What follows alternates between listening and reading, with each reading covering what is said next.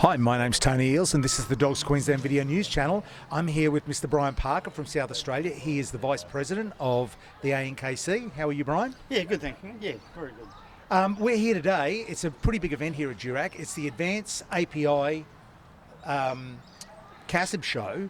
It's the first CASB show, first FCI show we've ever had here in Queensland. And so I just want to talk a little bit about that. A lot of people, because it's the first one we've had here, there's a lot of kind of mystery about it, I guess, which anyone who's travelled, there's not, but for a lot of people, a lot of locals, there is. So now to get a CASB, which is like the gold ticket in Willy Wonka's lottery, you need 4 CASBs to be able to make an international champion in Australia, right? Correct. Well, you actually need 4 CASBs worldwide. Yep. We can achieve 4 CASBs within Australia. To achieve your international title, you have to achieve your 4 CASBs in at least 3 different states. Yep. The FCI has agreed that due to our distances, we can actually assess our states as a different country. So each state is actually assessed as a different country, and we can go down there and get 3 CASBs or 4 CASBs from 3 different states. Yep. Excellent. So once you have your 4 CASBs, you can then apply to the. Do you apply to the ANKC or through the ANKC to the FCI? No, you don't actually apply for them. What happens is at the end of the show, the Dogs Queensland will be required to send a database back to the FCI via the ANKC. Once you have 4 qualifying CASBs, the FCI automatically sends you an international title. Who knew that was even possible? Just like how it works in the AKC as well. Yeah. Yeah. And you can actually go online. If you know where your dog's won CASBs, you can actually go online, look at your dog's profile, and it will have your CASB on there, and your CASB wins. Is your steward graph over there? Yes, it is. Okay. It's all in the. It's all in the. Just that we'll pick it all. Also, Tony, how the show actually differs from our own shows. Yeah. Okay, where you go? Righto. Okay, so now the FCI shows run slightly differently to how we run Queensland shows. We don't do 1, 2, 3, 4 here. I think maybe 1 or 2 shows does it that way here. But for anyone who travels, it's a very common thing. Spring Fair, lots of shows down south do it, and FCI shows are all 1, 2, 3, 4. Correct? Yeah. At the moment, all FCI shows are the 4, 3, 2, 1 judging profile, which is deemed under the ANKC as an alternate system. Yep. It doesn't have to be a CASB show to do 4, 3, 2, 1. No, it can be not any at all. Show. Yeah.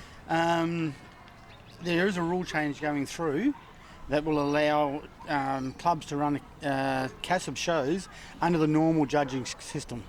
Okay, excellent. So as from next year, hopefully that'll be in. Okay, I hadn't heard anything about that. So Yep. hopefully that'll be changed, because there are differences between the 4, 3, 2, 1 and the normal show. 4, 3, 2, 1 is great for large shows or where you want to run 2 shows in one day, because they go through quicker. They don't give that much back to new exhibitors because you don't have all your classes awarded. Exactly. So you do lose a little bit for new exhibitors. So the idea is that where possible, you run your normal shows and give a little bit more back to new exhibitors and encourage new exhibitors. Yeah, exactly.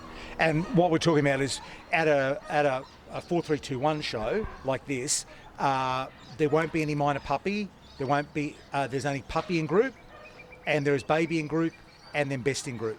So all your other classes that we normally see here, like your intermediate, Ausbred, sometimes your state breds, juniors, all that stuff is all pushed aside. Yep. So it's the same for any of you who go to Melbourne Royal. It's the same format that you run at Melbourne Royal. Yeah, Melbourne Royal, Adelaide Royal, Sydney Royal, they all run the same. In South Australia, we run a lot of our shows on the 4, 3, 2, 1 system, because a lot of our clubs have actually come up with the fact that if they can run 2 shows in one day, the shows actually become profitable for them. Yep. And as we all know, numbers are dropping. So yeah, absolutely. And I mean, there's a lot of conjecture about that. I mean, for me, I don't want to stay for opening group. You know, like I don't want to, but for a new exhibitor, I get that they want to stay. So it's a real conundrum for clubs which way you go, and you're never going to make all the people happy no matter what you do. No, you're not. So I think you've got to listen to your members, and whatever your members want is what you do. It's sort of, I know South Australia, but I can speak for a lot of our members do like the 4, 3, 2, 1. It gets them through quicker. They can go home. They can do what they want to do for a day. Yep. remember, people now don't want to sit at a dog show all day No. and for 2 minutes of glory. You know, Not they'd a- rather get in, do their show, go home, do whatever they need to do. Yeah. Well, in this day and age, we're not only cash poor, we're time poor as well. So, yeah, every minute counts. Yeah, that's true. Yeah. So now we've got FCI show, there's 10 groups rather than a traditional 7. If you want to know more about that, you can go to the FCI website and have a look. And on the ANKC website, there's also details there about it. There's lots of information. I actually went and had a read last night on the ANKC website all about the FCI shows. So now at the moment, this is the first one we've had in Queensland. But you have New South Wales, you have the Friday at Spring Fair, I believe it is. Melbourne is the Twilight Country in, I think it's about February. Yeah. Now the South Australian one It's in June. is in June. That's our Winter International. Okay, and the Perth one was last Last weekend. weekend. Okay, and then Tasmania I think is October sometime. Yeah, I It's believe about so, yes. sometime out the Royalton. Yeah, the only two states that don't actually hold CASB shows at the moment are ACT and Northern Territory. Yep. Okay. Well, Northern Territory, I guess it would be hard to run. Their Yeah. numbers are very restrictive. They are. I believe ACT is looking at it. It's just when they do it. Well, it would kind of fit with the whole Epic weekend, wouldn't it? It would do, yeah. But that's their decision. Yeah, oh, and, absolutely, yeah. absolutely. Do you think we'll see more FCI shows coming in, do you think? That's hard to say. At the moment, the states are restricted Mm-hmm. to one FCI show each. Yep. That may change later on as it gets more and more known. The trouble you have is you've got to get your CASBs under 3 different judges from 3 different countries. Yep. The countries get very limited to us and very expensive to bring in. Exactly.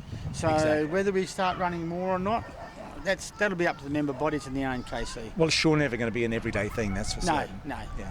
Now, one of the other things we talked about a little earlier, as far as the ANKC goes, is the big debate about DNA. Yeah, well, as everybody would already know, the ANKC did put it through that they would do mandatory DNA testing for parentage. Yep. That got kiboshed at the June meeting. Yep. From my personal point of view, I'm very disappointed with that. I believe the ANKC is the premier body, and we issue certified pedigrees. My issue is, if we're issuing a certified pedigree, what are we issuing it to? I take my hat off to Dogs Queensland for being the founders of DNA testing. Yeah. And we will be putting it to our member body in South Australia to whether they want to go down the Queensland track without the ANKC. Look, I know when it started here, there was plenty of whinging. I whinged about it. Then once I found out about it, once I'd done it once, it was easy. And now I can go into my Oravet account, go click, click, click. I can share dogs. It's easy. Hats off to Queensland for doing what they've done. I Yeah. think originally Queensland did bite it off a bit too quickly and it wasn't quite ready. Yeah. But they've worked their way through it and they now have a system that's fully workable. Yeah, and depending on what breed you come from as well, a lot of the gun dog breeds like Goldens and stuff, for so long now, there's been DNA testing for a whole range of different stuff that the breed clubs actually demand that you do.